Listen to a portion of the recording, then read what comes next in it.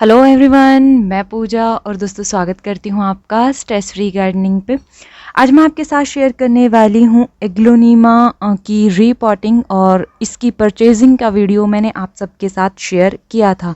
तो आज करेंगे इनको रीपॉट, जिसमें से जो ये वाला प्लांट है ये तो अच्छी मिट्टी में लगा हुआ है, बहुत ठीक है इसकी मिट्टी। लेकिन जो ये वाला प्लांट है ये कम्प्लीटली कोकोपीट में लगा हुआ है। बिल्कुल ये देखिए कैसे हिल रहा है प्लांट, यहाँ से देखिए बिल्कुल हिल रहा है। तो कोकोपीट में लगे हुए प्लांट को अगर हम रीपॉट करते हैं तो किन बातों का ध्यान रखना है, और ऐसी मिट्टी में लगा हुआ प्लांट है तो किन बातों का ध्यान रखना है। वैसे तो ये वाले प्लांट सबसे अच्छे ईजिली ग्रो कर जाते हैं रीपॉटिंग के बाद, जिनकी मिट्टी पहले से ही अच्छी होती है। तो आज मैं शेयर करने वाली हूँ इसकी रीपॉटिंग। तो चलिए दोस्तों वीडियो शुरू करते हैं। तो दोस्तों मेन पॉइंट तो आता है सॉइल मिक्स का। तो सॉइल मिक्स जो है वो मैं ऑलरेडी बना के रखती हूँ, और इसमें मैंने बोन मील जो है वो अभी डाला है, बोन मील अभी डाला है। और साथ में हम डालेंगे फंजीसाइड भी। फंजीसाइड काफ़ी बार सवाल आता है कि आप कौन सा लेते हैं। तो दोस्तों फंजीसाइड किसी भी अच्छी कंपनी का ले लें, लेकिन ध्यान रखें वो होना चाहिए सिस्टमैटिक एंड कंटैक्ट। तो ये जो फंजीसाइड होते हैं ये अच्छा काम करते हैं फंगल किसी भी टाइप का हो उसके लिए, और इसका हम पत्तों पर छिड़काव भी कर सकते हैं। तो ये वाला जो होता है ये अच्छा रहता है, जिसमें आपको इस चीज़ का ध्यान रखना है। ये टच स्टोन का है, बाकी बहुत सी ब्रांड आती हैं, कोई भी आप ले सकते हैं। तो ऐसे ही बोन मील भी आपको अलग अलग तरह का मिल जाएगा, इसमें किसी ब्रांड की ज़रूरत नहीं है। सिर्फ आपको देखना होता है कि वो उसमें रफनेस है क्या, छोटे छोटे बोन के छोटे छोटे पीस होते हैं, तो ये चीज़ आपको उसमें देखनी होती है स्पेशली। तो बोन मील भी आप किसी भी कंपनी का ले, वैसे हम लोकल नर्सरी से लेते हैं तो हमें ज़्यादा सस्ते पड़ते हैं ये प्रोडक्ट। ऑनलाइन थोड़ा सा जो कॉस्ट है वो 20 से 25 रुपये बढ़ जाता है, किसी किसी में ज़्यादा भी होता है। जब ब्रांड का नाम जुड़ जाता है तो ऑटोमेटिकली प्राइस हाई हो जाते हैं। और बोन मील जो है दोस्तों ये मैं डाल चुकी हूँ, आप देख सकते हैं। ये पूरा कंटेनर जो है इसमें कम से कम आप लगा लीजिए 8 किलो तक मिट्टी है, और उसमें मैंने अच्छा खासा इतना सारा बोन मील डाला है। तो बोन मील अगर हम पर पॉट की बात करें तो जैसे इस पॉट की मिट्टी हम बना रहे हैं, 8 इंच का पॉट है ये, तो इस हिसाब से इसमें 1.5 चम्मच से 2 चम्मच तक आप डाल सकते हैं, कोई प्रॉब्लम नहीं है। तो 2 चम्मच पर पॉट के हिसाब से भी लगाएंगे तो उस हिसाब से भी डाली जा सकती है। तो ये है सॉइल मिक्स। अब सॉइल मिक्स में जो मेन पार्ट है वो है गार्डन सॉइल का, कोकोपीट का, कंपोस्ट का और रिवर सैंड का। तो ये चीज़ें इसमें मिक्स की हैं। देखिए कोकोपीट ये ऊपर ही थोड़ी बहुत मैंने डाली हुई है दिखाने के लिए। तो कोकोपीट थोड़ी सी आप लगा सकते हैं। कोकोपीट जब भी हम लेकर आते हैं उसको सीधा कभी भी इस्तेमाल ना करें, धोएं उसको और सुखाएं और फिर उसका इस्तेमाल करें। कई बार कोकोपीट भी पौधों को ख़राब कर देती है। नेल्स में जाती है दोस्तों बहुत ज़्यादा मिट्टी, इतना काम में टाइम नहीं लगता जितना नेल्स को वॉश करने में लग जाता है। तो मिट्टी को हम कर लेते हैं मिक्स बहुत अच्छे से। मिट्टी हमारी तैयार हो गई है। मैं क्या करती हूँ, अच्छी खासी मिट्टी तैयार करके ड्रम में भर के रख लेती हूँ, और फिर यूज़ करते वक्त उसमें जिस चीज़ की ज़रूरत कम ज़्यादा होती है उस हिसाब से उसको एडजस्ट कर लेती हूँ।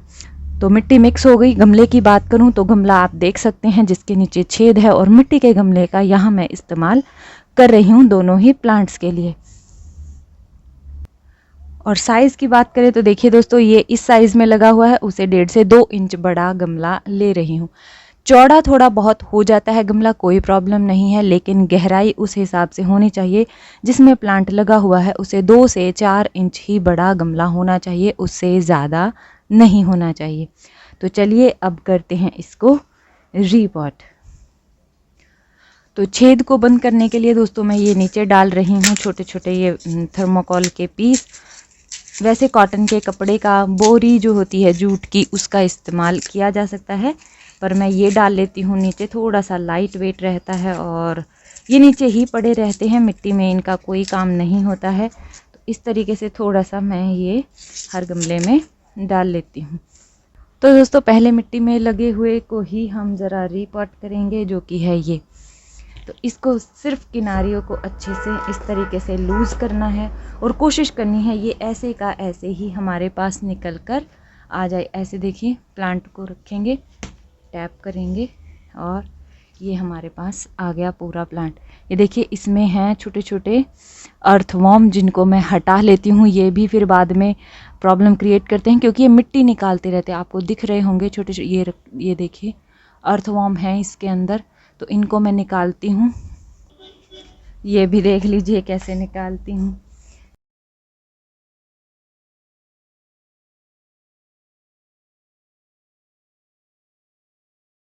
देखिए दोस्तों, इसमें नीचे इन्होंने यहाँ पर कोकोपीट का इस्तेमाल किया हुआ है और यहाँ पर मिट्टी का इस्तेमाल किया हुआ।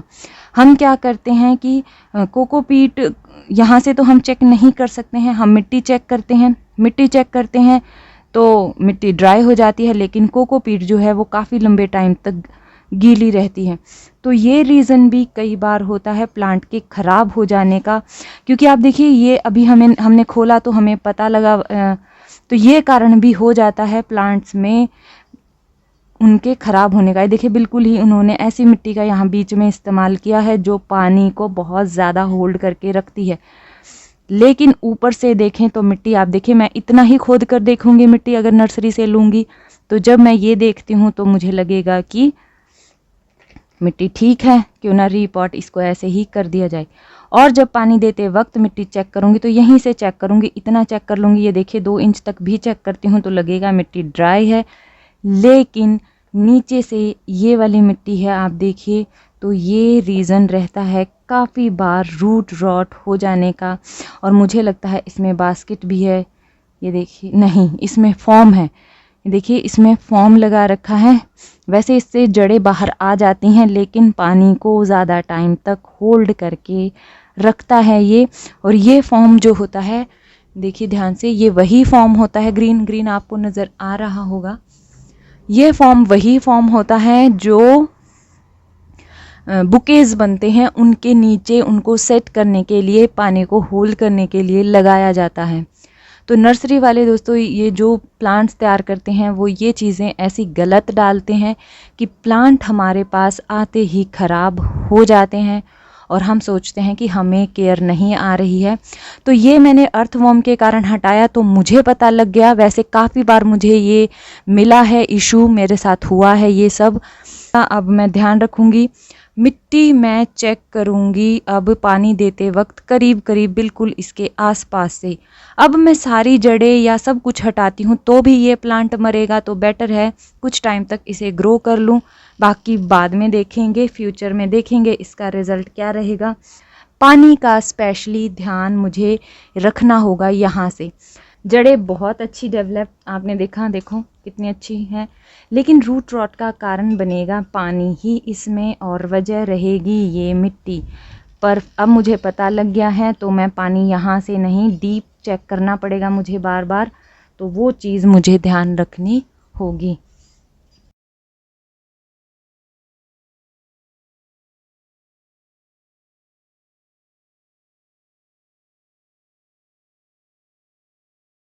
अब है दूसरे प्लांट की बारी। इस प्लांट में दोस्तों देखिए, जैसे इसका हमें क्लियरली पता है कि मिट्टी कोकोपीट वाली है, तो इसको चेक करेंगे तो उसी तरीके से करेंगे। ये चेक भी आसानी से हो जाती है, फिंगर डालते फिंगर पूरी अंदर चली जाती है, देखिए तो पता लग जाता है। इस मिट्टी का फिर भी ये फ़ायदा होता है। इस मिट्टी का नुकसान यही होता है कि ये पानी को बहुत ज़्यादा होल्ड कर लेती है, जिसके कारण हम श्योर नहीं हो पाते हैं कि पानी कम है या ज़्यादा। दूसरा क्या होता है, पानी जब बिल्कुल ड्राई होने पर डालते हैं, कोकोपीट एक बार में ही पानी को सोख नहीं करती है, पानी डालते ही नीचे से निकल आता है। कोकोपीट वाले प्लांट्स में पानी हमेशा नीचे से दिया जाता है ताकि धीरे धीरे वो सोख करे और फिर जो कोकोपीट है वो अच्छे से पानी को सोख कर पाती है। अगर हम ऐसे डालते हैं फिर वो सोख नहीं कर पाती है। तो ये रीज़न होता है कोकोपीट में प्लांट्स के ख़राब होने का, क्योंकि या तो पानी बहुत ज़्यादा हो जाता है और बहुत ज़्यादा टाइम तक इसमें स्टोर रहता है, या फिर पानी जो है हम कोकोपीट समझकर बहुत कम देते हैं। इसको तो निकालना भी वैसे आसान रहता है। ये देखिए इसमें इसकी जड़ें कितनी अच्छी चली हुई हैं। सिंपल कोकोपीट में अगर प्लांट लगाते हैं तो रीज़न जैसा मैंने बताया पानी का। दूसरा, ये ऐसे हिलते डुलते रहते हैं, एक बार में ही प्लांट ख़राब हो जाता है। अब मैं इसकी सारी कोकोपीट ना हटाकर सिर्फ ये हटा, इसकी मेन यहाँ से ना हटाकर, ये अपने आप मिक्स हो जाएगी, इसको अब ऐसे लगा दूंगी। इस टाइप जब हम लगाते हैं प्लांट तो कई बार प्लांट रिवाइव नहीं कर पाता है, स्ट्रेस में ज़्यादा चला जाता है। तो पर इसको हटाना, अगर हमने मिट्टी नॉर्मल बनाई है तो इसको हटाना ज़रूरी रहेगा, नहीं तो प्लांट वैसे भी 1-2 महीने में चला जाएगा। वैसे इसमें 2 प्लांट हैं, अगर मैं चाहूँ तो इनको यहीं पर डिवाइड कर लेती हूँ। चलो ट्राई कर लेते हैं इसको डिवाइड करके लगाने का। तो एक लगा लेते हैं, क्या पता एक बच जाए फ्यूचर में।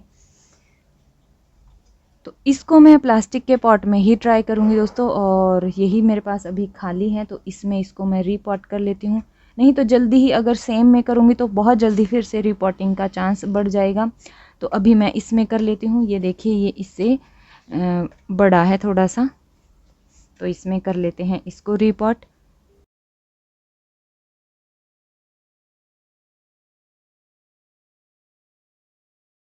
तो दोस्तों एप्सम सॉल्ट जो है वो मिल गया मुझे फाइनली, थोड़ा ही बचा हुआ है और इसकी पैकेजिंग मेरे पास ऐसी ही आई थी। इसका सवाल आता है कि क्या ये हमें नॉर्मली मिल जाएगा कहीं पर भी? तो ये आपको जो मेडिकल शॉप्स होती हैं मेडिसिन वाली, वहाँ पर मिल जाएगा। मैग्नीशियम सल्फेट होता है एक्चुअली ये, जो रूट्स के लिए बहुत अच्छा काम करता है और ये हमारी बॉडी के लिए भी अलग अलग तरीके से बेनिफिशियल होता है, इसीलिए ये आपको किसी भी केमिस्ट शॉप पे मिल जाएगा एप्सम सॉल्ट के नाम से। तो ये हम डालेंगे प्लांट्स में। ये रूट सिस्टम को डेवलप करने और हेल्दी रखने का काम करता है, प्लांट को हेल्प करता है अच्छे से अपना फूड बनाने में। तो 2 लीटर पानी मैंने यहाँ लिया है और 2 लीटर पानी में जाएंगे करीब करीब, आप लगा लीजिए 1 लीटर में मैं वैसे 1 चम्मच फुल डालती हूँ। ये चम्मच मेरा छोटा है तो मैं यहाँ पर 3 चम्मच डालूंगी। तो अब हम इसको कर लेते हैं मिक्स अच्छे से और दे देते हैं प्लांट्स में। अब सवाल आएगा कि कितनी बार ये डालना है। तो दोस्तों जैसे अब हमने दिया है, अब हम नेक्स्ट वीक फिर से इस पानी का इस्तेमाल करेंगे इन प्लांट्स में। तीनों की ही रूट्स जो हैं वो विजिबल हुई हैं, तो कम से कम एप्सम सॉल्ट मैं 3 बार रिपीट ज़रूर करूँगी वीकली। तो वीकली आपको डालना होता है जब प्लांट आपने रीपॉट किया हो। तो धीरे धीरे डालेंगे इवनली, ये पानी जो है वो मिट्टी को मिल सके और सारी मिट्टी इवनली मॉइस्ट हो जाए। तो दोस्तों उम्मीद करती हूँ ये वीडियो आपके लिए हेल्पफुल रही होगी किसी न किसी रूप में, और आपका कोई सवाल है तो कमेंट बॉक्स में आप मुझसे पूछ सकते हैं। मिलते हैं अगले वीडियो में, तब तक के लिए अपना बहुत सारा ध्यान रखिए, खुश रहिए, बाय बाय।